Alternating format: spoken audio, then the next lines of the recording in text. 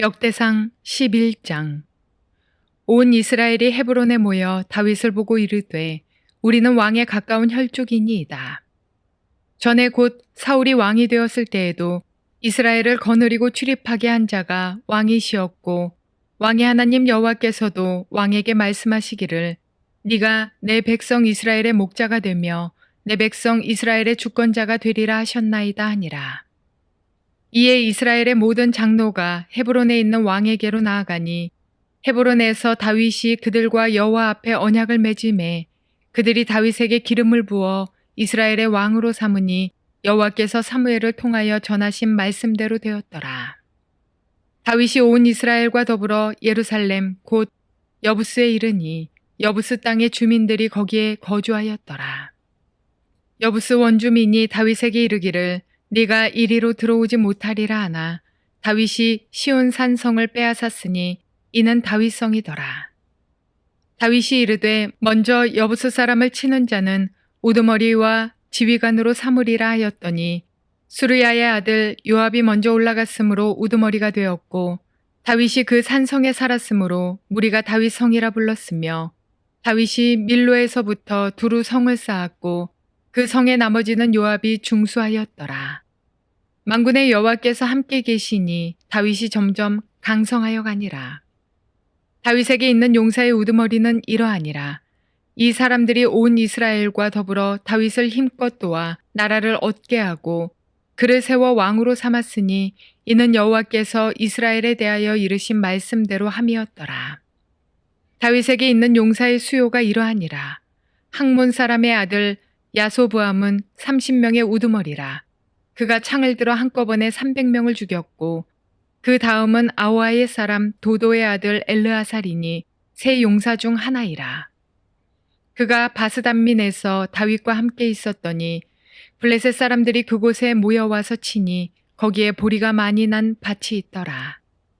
백성들이 블레셋 사람들 앞에서 도망하되 그가 그 밭 가운데서 서서 그 밭을 보호하여 블레셋 사람들을 죽였으니 여호와께서 큰 구원으로 구원하심이었더라. 30 우두머리 중 세 사람이 바위로 내려가서 아둘람 굴 다윗에게 이를 때에 블레셋 군대가 르바임 골짜기에 진쳤더라. 그때에 다윗은 산성에 있고 블레셋 사람들의 진영은 베들레헴에 있는지라. 다윗이 갈망하여 이르되 베들레헴 성문 곁 우물물을 누가 내게 마시게 할꼬 하매 이 세 사람이 블레셋 사람들의 군대를 돌파하고 지나가서 베들레헴 성문 곁 우물물을 길어가지고 다윗에게로 왔으나 다윗이 마시기를 기뻐하지 아니하고 그 물을 여호와께 부어드리고 이르되 내 하나님이여 내가 결단코 이런 일을 하지 아니하리이다. 생명을 돌아보지 아니하고 갔던 이 사람들의 피를 어찌 마시리이까 하고 그들이 자기 생명도 돌보지 아니하고 이것을 가져왔으므로 그것을 마시기를 원하지 아니하니라. 세 용사가 이런 일을 행하였더라. 요압의 아우 아비새는 그 3명 중 우두머리라. 그가 창을 휘둘러 300명을 죽이고 그 3명 가운데 이름을 얻었으니 그는 둘째 3명 가운데 가장 뛰어나 그들의 우두머리가 되었으나 첫째 3명에게는 미치지 못하니라. 갑스엘 용사의 손자 여우야다의 아들 브나야는 용감한 사람이라. 그가 모압 아이엘의 아들 둘을 죽였고 또 눈 올 때에 함정에 내려가서 사자 한 마리를 죽였으며 또 키가 큰 애굽 사람을 죽였는데 그 사람의 키가 5규빗이요 그 손에 든 창이 배틀채 같으나 그가 막대기를 가지고 내려가서 그 애굽 사람의 손에서 창을 빼앗아 그 창으로 죽였더라. 여우야다의 아들 브나야가 이런 일을 행하였으므로 세 용사 중에 이름을 얻고 30명 중에서는 뛰어나나 첫째 세 사람에게는 미치지 못하니라. 다윗이 그를 세워 시위대장을 삼았더라. 또 군사 중에 큰 용사는 요압의 아우 아사엘과 베들레헴 사람 도도의 아들 엘하난과 하롤 사람 삼훗과 블론 사람 헬레스와 두고아 사람 이게스의 아들 이라와 아나돗 사람 아비에셀과 후사 사람 십부게와 아우아 사람 일레와 느도바 사람 마하레와 느도바 사람 바하나의 아들 헬렉과 베냐민 자손에 속한 기브아 사람 리베의 아들 이데와 비라돈 사람 브나야와 가하스 시냇가에 사는 후레와 아르마 사람 아비엘과 바하룸 사람 아스마웻과 사알본 사람 엘리아바와 기손 사람 하셈의 아들들과 하랄 사람 사게의 아들 요나단과 하랄 사람 사갈의 아들 아이암과 우레 아들 엘리발과 무게라 사람 헤벨과 블론 사람 아이야와 갈멜 사람 헤스로와 에스베의 아들 나하레와 나단의 아우 요엘과 하그리의 아들 미팔과 암몬 사람 셀렉과 수리아의 아들 요압의 무기 잡은 자 베롯 사람 나하레와 이델 사람 이라와 이델 사람 가렙과 헷 사람 우리아와 알레의 아들 사밧과 루벤 자손 시사의 아들 곧 루벤 자손의 우두머리 아디나와 그 추종자 30명과 마가의 아들 하난과 미덴 사람 요사밧과 아스드라 사람 우시아와 아로엘 사람 호담의 아들 사마와 여이엘과 시므리의 아들 여디아엘과 그의 아우 디스 사람 요하와 마하위 사람 엘리엘과 엘라함의 아들 여리베와 요사위아와 모압 사람 이드마와 엘르엘과 오벳과 무소바 사람 야하시엘이더라. 자, 우리 역대상 11장 말씀 한번 통해서 또 주님이 주시는 음성을 들을 수 있기를 바랍니다. 역대상 10장부터 시작해가지고 29장까지 전체의 내용은 다윗의 신정정치, 하나님 중심의 왕으로서의 다스리는 일들을 기록한 것이 역대상 전체의 내용입니다. 그 중에서도 10장과 11장과 12장에서는 사울의 죽음과 함께 새롭게 왕으로 세움받은 왕의 통치자, 하나님의 통치자인 다윗이 어떻게 왕으로 서게 되는가 하는 사실들을 기록한 내용이 지금 10장, 11장, 12장입니다.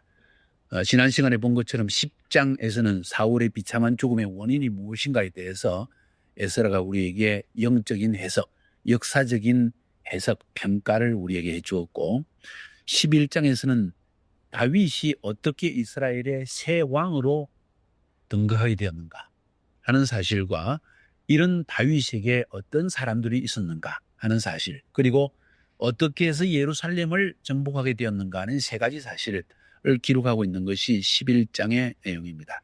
그래서 11장부터 시작해서 본격적으로 하나님과 언약을 맺었던 다윗이 어떻게 하나님의 대리자로서의 정치를, 왕으로서의 삶을 시작하는가, 또 그가 어떤 일들을 행하는가 하는 것을 본격적으로 기록하고 있습니다.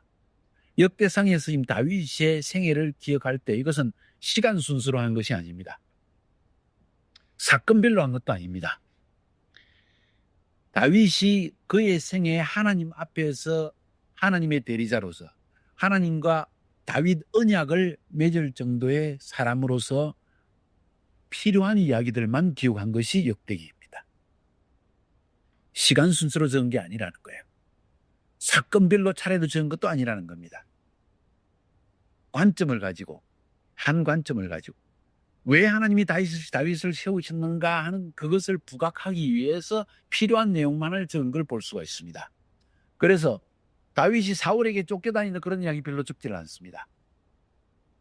주로 왕이 될 때와 되고 난 이후에 하나님 앞에서 행한 일들, 이런 일들만을 주로 기록하는 것이 바로 이 역대기의 서술방법입니다. 1절부터 3절까지 보면 다윗이 어떻게 왕으로 서게 되었는가, 다윗의 즉위에 대한 이야기가 나옵니다.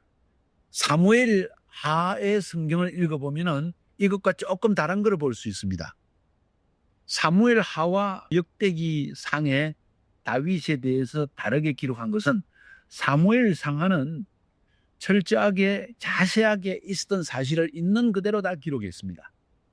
그런데 역대기에서는 철저하게 하나님의 통치자로서의 긍정적인 다윗의 면만을 주로 드러내기 위해서 이거를 쓴 것을 볼 수가 있습니다. 그래서 조금 전에 말씀드린 것처럼 왕이 되기 전에 사울에게 쫓겨다니던 일들, 미친 척 한 것들, 이런 일들은 다 빼버립니다. 부정적인 부분을 다 빼버립니다. 그뿐만 아니라 오늘 본문에 보면 그가 헤브론에서 왕이 될 때 이스라엘 온 지파의 족속들이 와서 다윗을 왕으로 세웠다고 했는데 사무엘 하에 보면은 그렇게 적혀 있지 않습니다.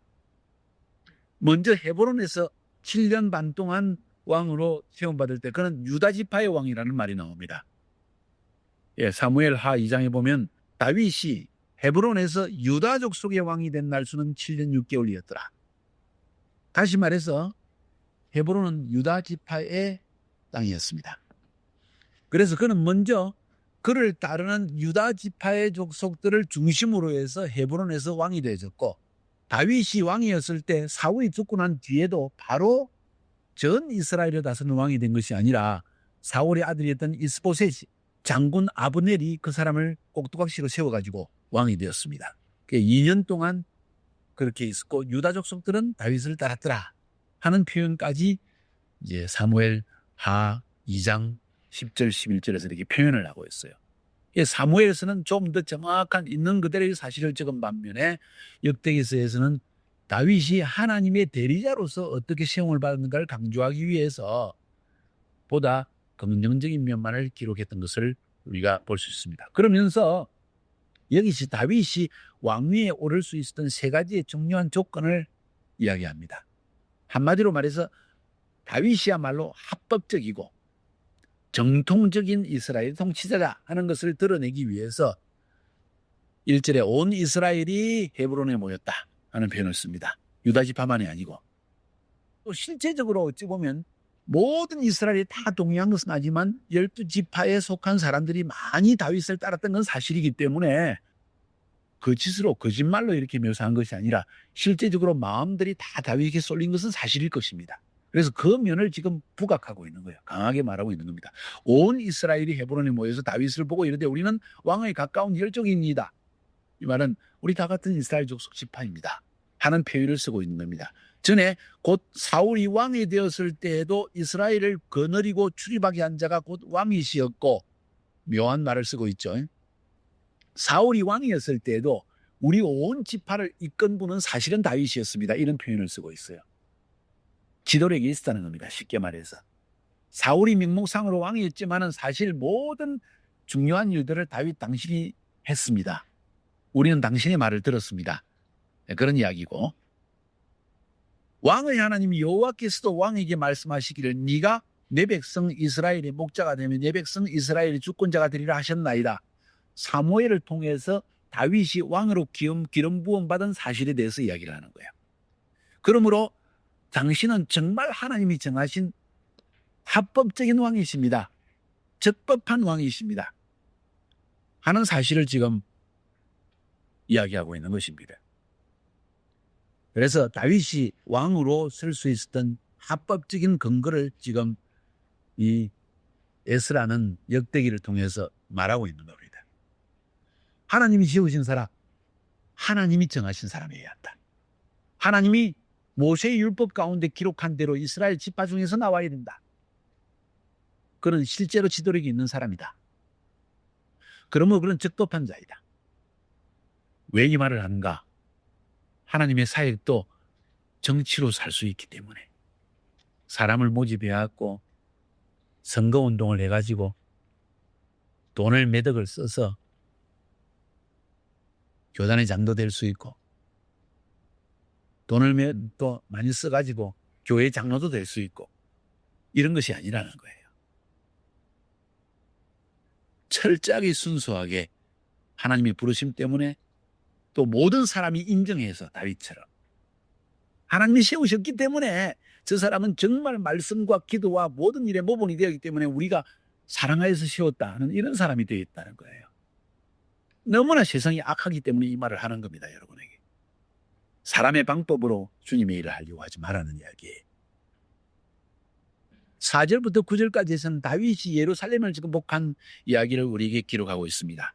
그 당시에 예루살렘은 여부스라고 칭했습니다. 여부스 족속, 가나안 족속이 살고 있었습니다.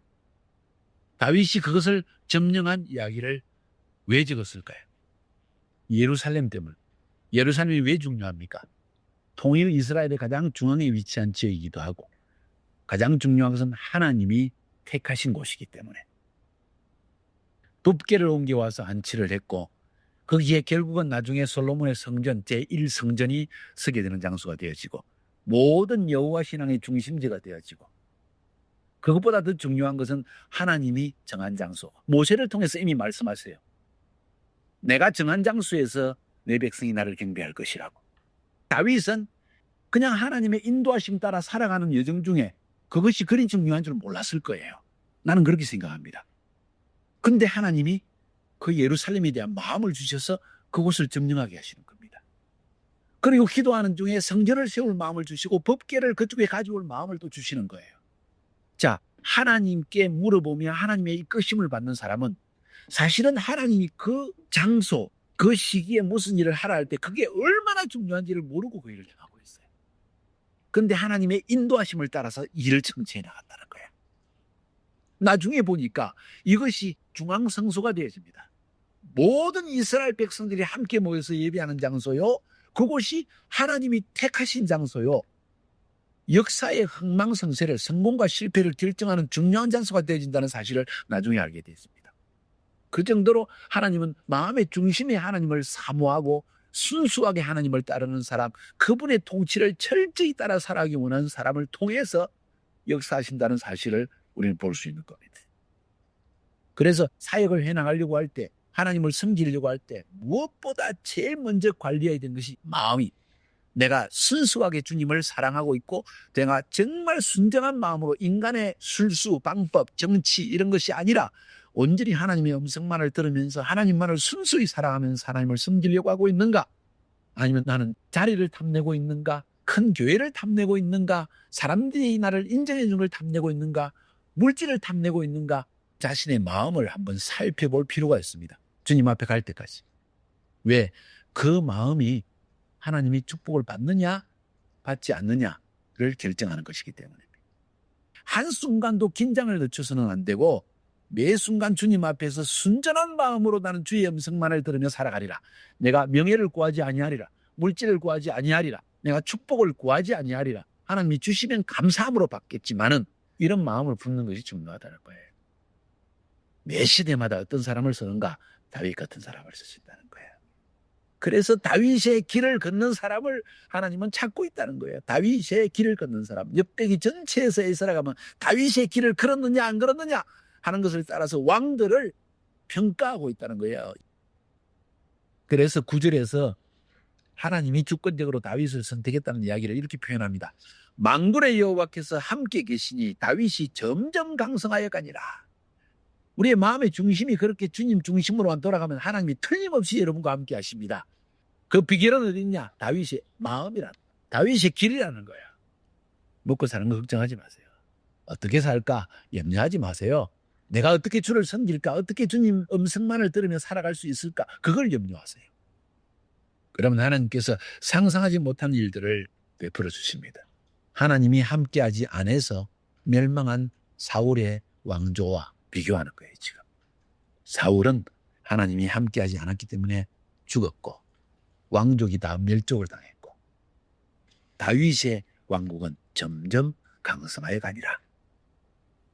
10절부터 47절까지는 다윗의 용사들의 이야기입니다. 30인 용사, 3인 용사, 3인 용사가 둘이 있었던 모양이에요. 그리고 또 군대 장관이 있고 여기서도 몇 명이다 다 말하지 않으면서 30인 용사, 3인 용사, 또 3인 용사 뭐 이렇게 이야기를 표현하고 있습니다. 그 사람들의 용맹에 대해서 쭉 이야기를 하는데 이 사람들이 모두 출신이 다 틀립니다. 이방인도 있습니다, 심지어. 근데 그들에게 공통점이 있습니다. 다윗을 세워 왕을 삼으려 했다. 자기가 왕이 되려는 사람이 아니야. 다윗을 따라갔을 때 아둘람 굴의 30명의 용사들이 그냥 합쳐서 다윗에게 그냥 졸지에 왕권을 키워줬어. 왜 그랬을까? 하나님이 함께 하시는 것을 보았기 때문에. 구체적으로 말하면 그들은 다윗 보니까 다윗이 하는 일마다 하나님이 함께 하는 게 보여지는 거예요. 사울은 점점 잘못된 길을 걷고 있는 거예요. 정치를 잘못하고 있는 거예요, 지금. 근데 다윗은 하는 일마다 하나님이 함께 하시는 게 보여지는 거예요. 그래서 사람들이 정말 그쪽으로 쏠리기 시작합니다. 그래서 그들의 마음속에 다윗을 왕으로 삼아야 되겠다.